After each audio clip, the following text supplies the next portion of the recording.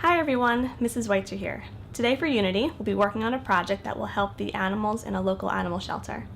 As you know, Circle of Giving Club is collecting items for the dogs that are in need around us. Items like blankets and dog bones and dog food. These items will go to animals that are in desperate need for them. Today, you'll be working on a project that will also help some animals in the local shelters near us. You'll be creating bright and colorful posters and signs that will hang up in the shelters around us. These signs will really brighten up the walls of some of the kind of dark and dingy shelters and hopefully lure people in to adopt some of the pets. To get us started today, we're going to be reading a story called Trouper. The author is Meg Kearney and the illustrator is E.B. Lewis. And a little fun fact, these are actually all paintings in the book. And E.B. Lewis is an award-winning children's book illustrator who grew up in Philadelphia and actually now lives in Folsom, New Jersey, which is kind of close to us. And I want to thank Mrs. Zadoveski because she let me this book so that I could share it with all of you guys. Okay, let's start reading. Back in the before time, before I licked your nose or sniffed your shoes, before you bought my bed and bowl, before the place you picked me out, I ran with a mob of mutts. We tipped over trash cans, pawing for bones. We barked, we howled, we wrestled and fought over scraps of pizza, while dodging the stones thrown by boys who thought the world was mean, and so they had to be. Then came the windblown day, when the man wearing jeans and a bright green cap lured me and my mob into the back of his truck with the biggest steak we had ever seen. He slammed the doors, and we were stuck. Next we knew, we'd arrived at the place filled with dogs locked in cages, and a woman who clucked like a chicken when she saw us. Just in case we tried to run away, she put us in cages too. Hunter and Tugger, Digger and Dice, Big Bear and Sweet Girl, Curly and Boo were locked in cages and looked kind of scared. We didn't howl or growl. We lay down, feeling blue. We got water and kibble from the lady who cared for us. We got walks, but wished we could race the way we used to.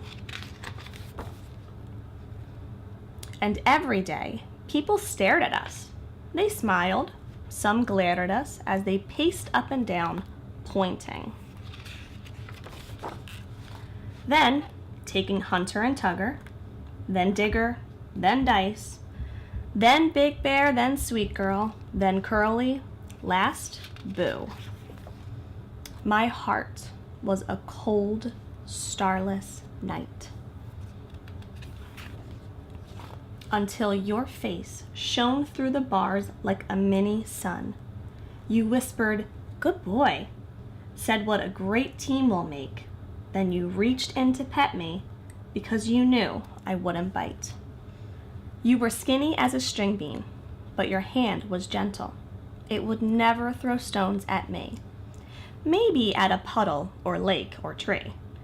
If only those boys from before could have seen how good you are. Before you found me, I thought all kids were mean, though I dreamed each night I might find just one who didn't mind so much about my hairy stump, who liked the way I lean on those I love. Now we're home, and here is my bowl. It's black like me. Here are my bones to chew when I want. Here is my bed, so I can be near you when we sleep. But let's not sleep yet. Let's go lie down and eat some lunch. Then play outside a game called Run. And leave 5 footprints in the snow. So some of you may have caught on in the story that Trouper is actually a 3-legged dog. There were a couple clues. Some of the pictures at the beginning showed that he only had 3 legs. Also, this page says, I might just find one who didn't mind so much my hairy stump, who liked the way I lean on those I love. That was another little clue that he had something going on.